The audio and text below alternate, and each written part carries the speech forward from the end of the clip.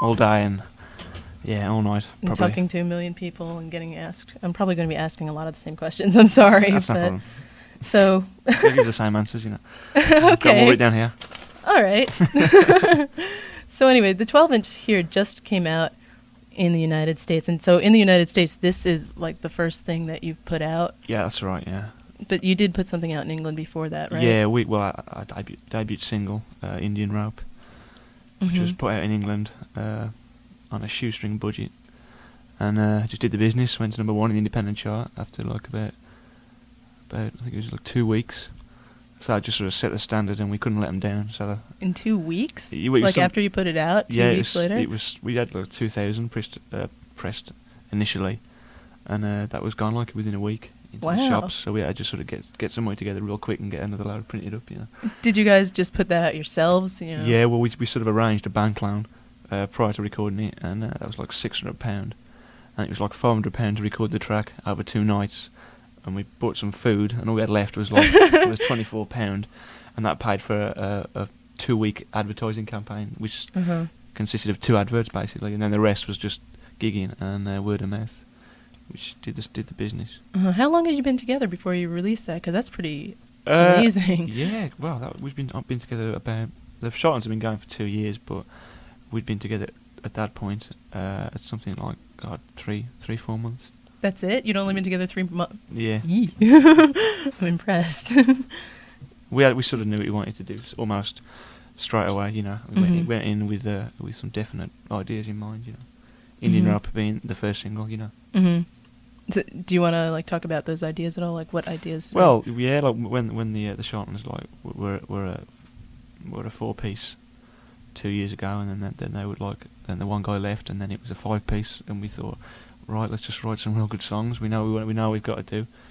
We know the mistakes we made before, basically, and we just did it. It was just sort of a plan. But there's no examples I can really give you, really.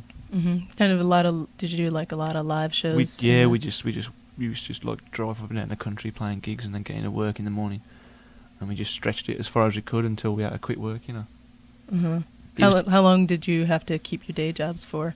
Like a year, like, you know. Yeah. And then that was a year up until Indian Route was released, and then it was like 3 months.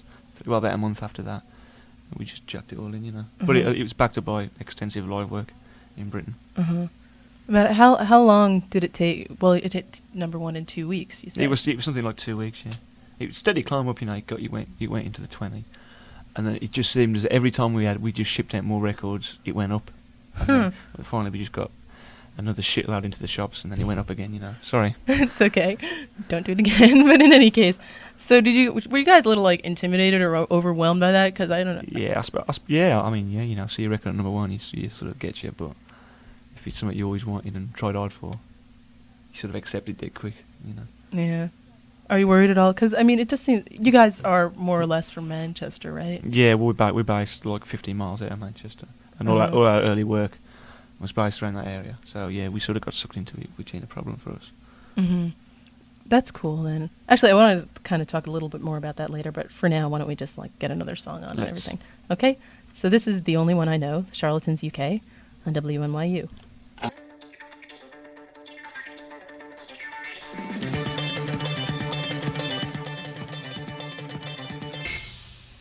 Imperial 109. That's the Charlatans UK on WNYU. From the 12-inch that we were just talking about before, the one that came out in England. How long ago was that? Like a year or so? January it got released, yeah. January. Yeah, January. Okay, and before that was The Only One I Know, which is from the current single, Indian Rope. Did I call it Imperial 109? I'm afraid you did. I'm sorry. The single was Indian Rope before, just right now. That was and Indian now... Rope. And before that was The Only One I Know. Anyway, so Indian Rope, is that going to ever come out in the United States? Well, I mean, the question is, at the moment, is it ever going to come out in England? We're fighting with our manager. We want it to stay, like, underground, you know. Because I've got about 10 copies, and I think they're worth a lot of money. Autograph them and sell them. Well, just sell them, you know. I think possibly it may come out. It just may be put back into the shops, but it won't be. It'll be put out after the album, so it don't get. Hopefully, it won't chart. You know, we want to avoid having a profile on it, but it may come out in the States. Yeah, I think it probably will do actually. So is there an album coming out anytime in the foreseeable future? Yeah, or? we've got the album scheduled for release in Britain at the 8th of October, and hopefully soon after, something like the 15th of October. The 23rd, actually. Late October, mid to late October. In October, yeah. So it's out then in the States, yeah. That's cool. Followed by some dates. I'm sorry. Followed by some dates. Yeah, that's right. And you'll be here in. We'll be playing New York. Yeah, I think actually prior to the album we're playing New York because we're doing the Monterey Festival. Out in California, that is. Yeah, hot stuff. That. So I do want to ask you one thing though about Charlatans UK. Was there some sort of legal hassle about that in the United States, or? Yeah, we just sort of word got back to us that there was a. Well, actually, it starts when Indian Rope was first played by John Peel in England. When he first came out, he played our record and then he put on the original Charlatans. Ones. It was like, and I never nobody's ever heard of them in England anyway. Oh, yeah, weren't they something like really? I guess like 20 years old or something like that. Yeah, is that what I'm thinking of? 60, I think 67, something like that.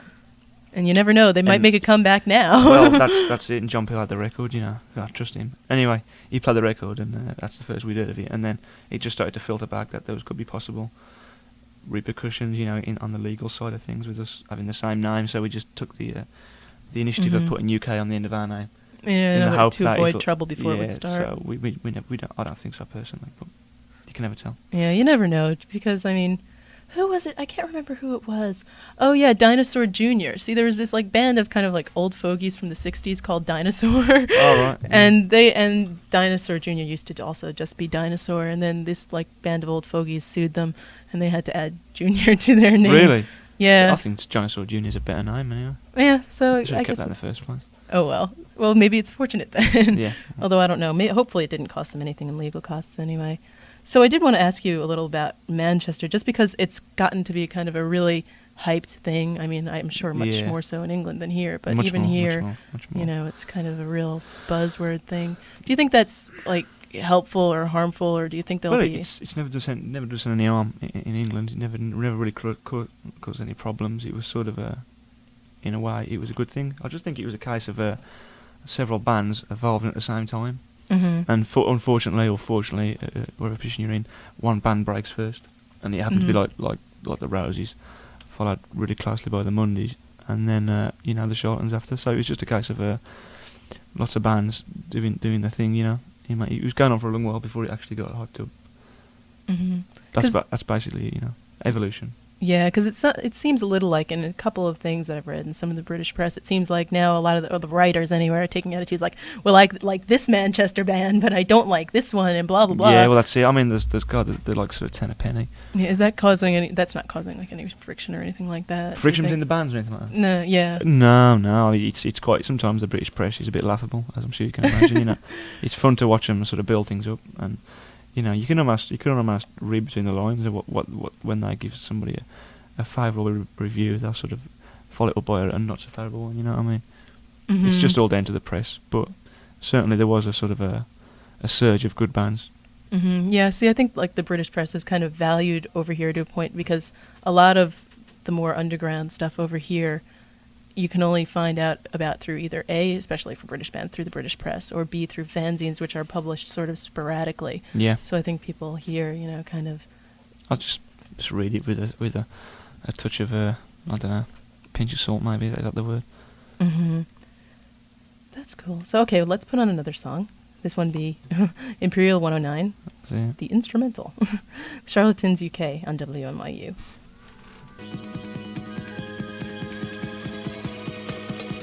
That's the Charlatans UK from their 12-inch Imperial 109 on the New Afternoon Show, and John from the Charlatans is here, or Charlatans UK, same deal, whatever.